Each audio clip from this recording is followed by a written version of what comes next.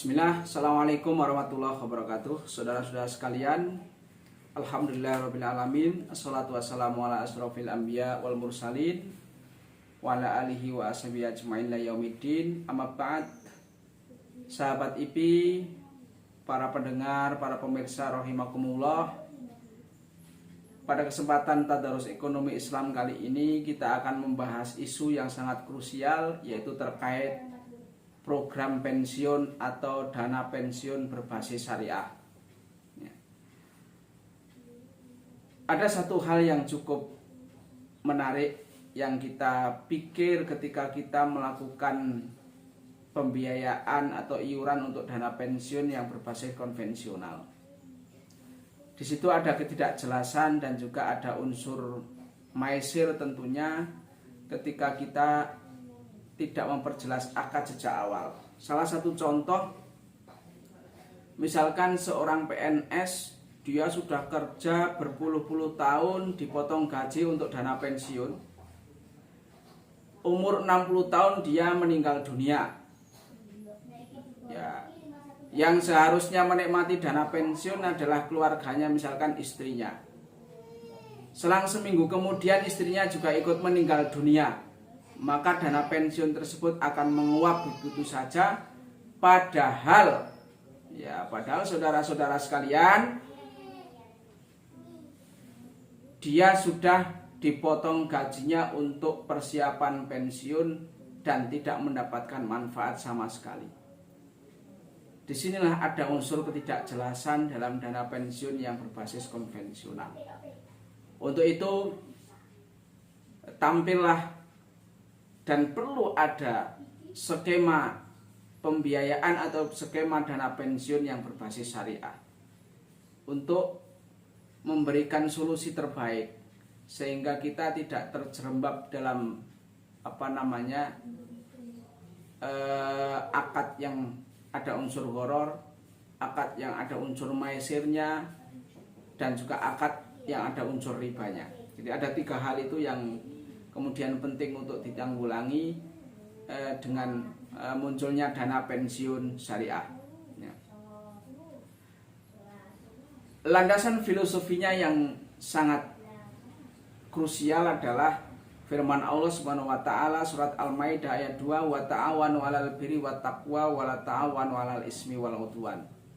Jadi ini ayat ta'awun, ayat kerjasama tolong menolong ini sesungguhnya yang tepat untuk melandasi program pensiun berbasis syariah. Satu peserta dengan peserta yang lain saling tolong menolong. Siapa nanti yang berhak untuk mendapatkan pensiun, itulah yang dia mendapatkan rezeki dari dana pensiun yang terkumpul. Gitu. Saudara-saudara sekalian, apakah perlu kita itu mempersiapkan hari di kemudian atau di hari tua nanti? Apakah hal itu kemudian kita tidak seolah-olah kita bukan orang yang bertawakal, tawakalnya kurang dan sebagainya? Tidak.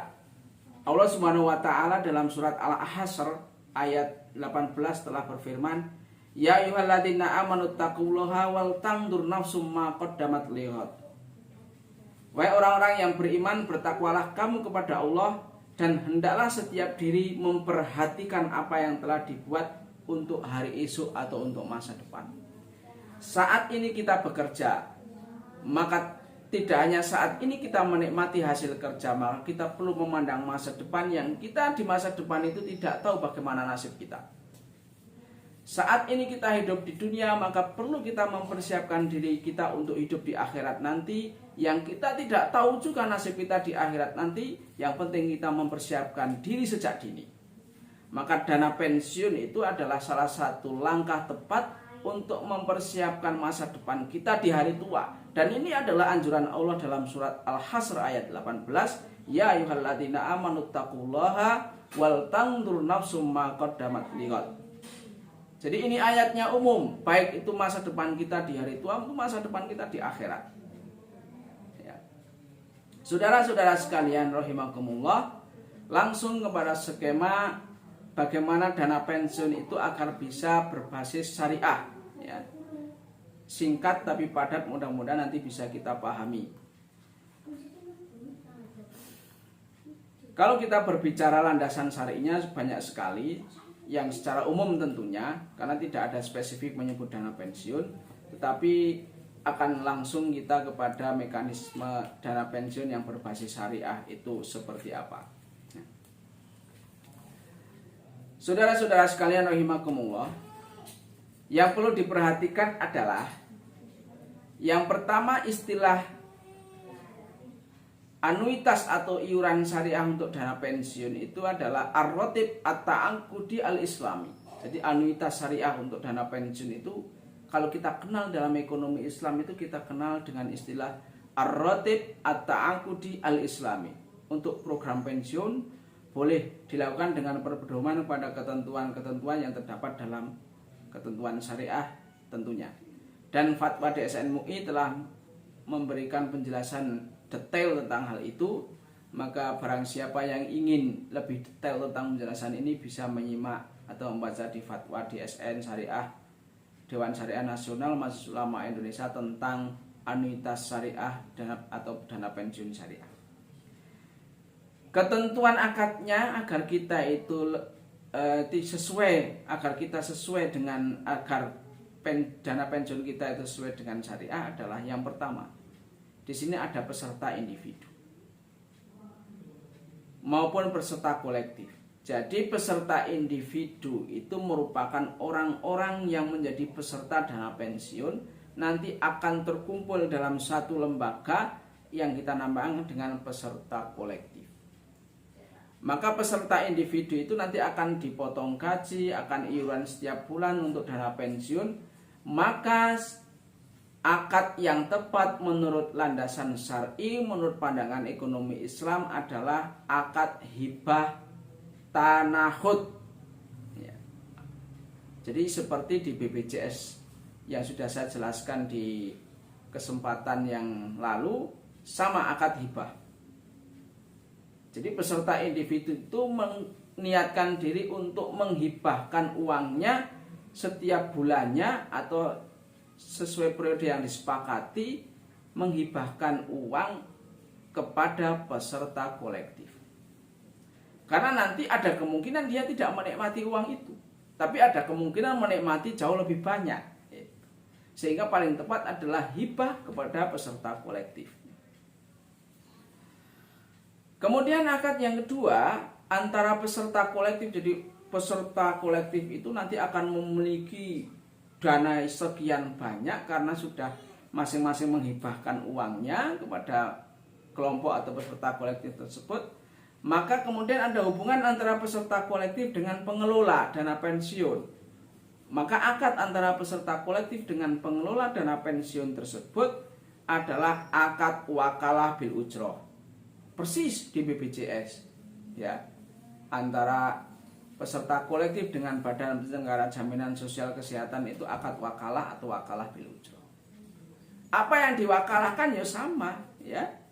Bagaimana dalam rangka untuk administrasinya, pengelolaannya, kemudian investasinya itu kita wakalahkan, kita wakilkan. Jadi wakalah, kita wakilkan kepada pengelola dana pensiun untuk mengelola dana tersebut, ya, agar berkembang dan lain sebagainya. Dan di setiap bulan dalam pengelolaannya kita akan kasih gaji yang namanya ujroh, ya. Akad antara peserta kolektif dengan pengelola untuk pengelolaan investasi dana tanahud adalah wakalah bil ujroh, akad mudharabah atau akad mudharabah musyarakah. Jadi nanti kalau sudah masuk ke pengelolaannya, secara umum untuk pengembangannya itu bisa ditambahin dengan akad mudharabah atau akad mudharabah musyarakah.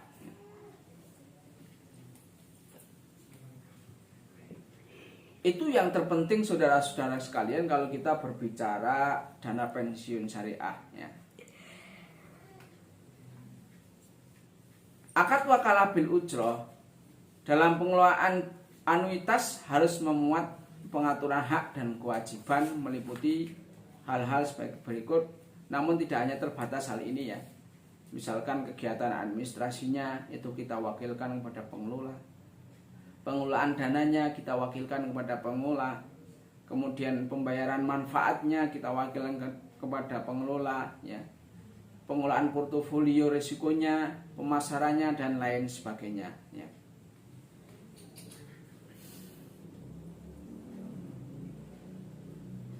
Saudara-saudara sekalian, kedudukan pengelola dalam dana pensiun syariah itu adalah hanya sebagai wakil kita. Dia tidak memiliki hak dana sedikit pun dari dana kolektif untuk peserta kolektif tersebut.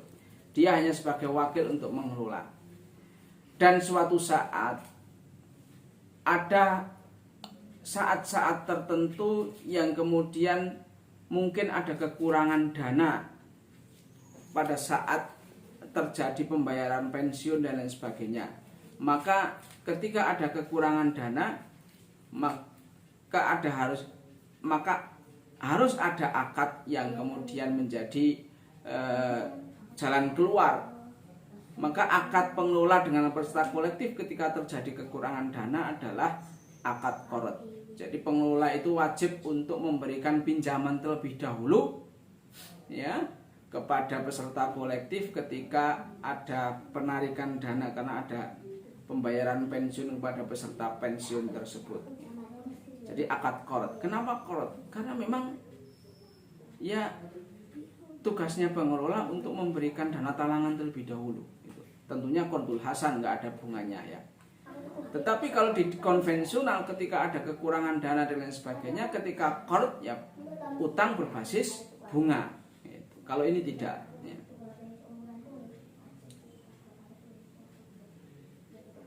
Saudara-saudara sekalian yang saya hormati, jadi itu sekilas terkait dengan dana pensiun syariah, bahwasanya akad utamanya adalah hibah atau hibah tanahud, hibah yang dibayarkan oleh para peserta individu kepada peserta kolektif yang nanti akan digunakan untuk pembayaran para peserta pensiun yang memang ditakdirkan untuk mendapatkan manfaat dari hibah tanahud tersebut. Demikian yang bisa saya sampaikan, mohon maaf, mudah-mudahan bisa memberikan pencerahan. Assalamualaikum warahmatullahi wabarakatuh.